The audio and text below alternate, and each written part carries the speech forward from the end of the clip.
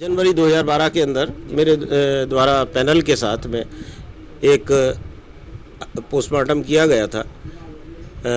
जो एक महिला का था जिसकी उम्र लगभग 20-22 साल के लगभग थी। और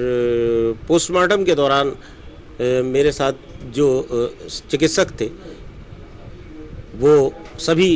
25 साल से ऊपर के अनुभव के चिकित्सक थे, एक महिला चिकित्सक भी थी। और हम लोगों ने पोस्टमार्टम के दौरान उसके शरीर पे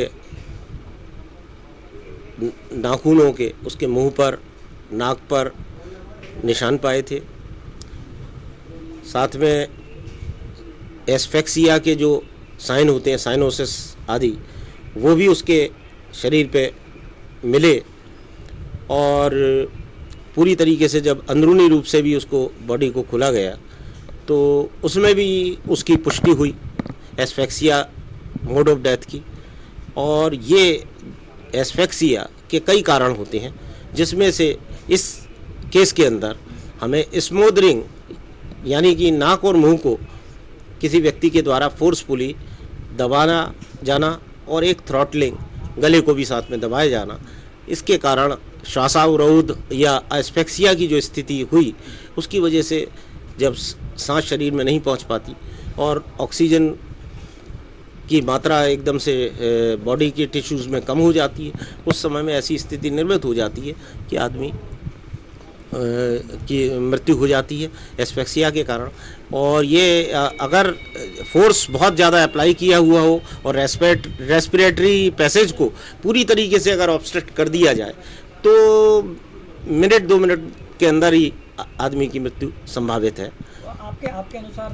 जो नम्रता की मौत है वो गला दबाने से? हाँ, उसका नाक, मुंह और गला दबाने से हुई थी। सर, एक टीम और थी, मेडिकल लीगल की डायरेक्टर्स आए थे वहाँ पर, उन्होंने उसका 1-2 बार शायद ट्रेन में जाके कुछ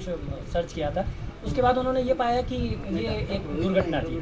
तो क्या क्या क्या ये सब क्या नहीं, इसके अंदर मुझे उस बारे में, मैं तो साथ में नहीं था, तो मुझे आप जो बता रहे हैं वो हो सकता है कि मतलब ऐसा उन्होंने पुलिस ने, लेकिन बॉडी का पोस्टमार्टम जो किया था हम लोगों ने, उसके अंदर जो बॉडी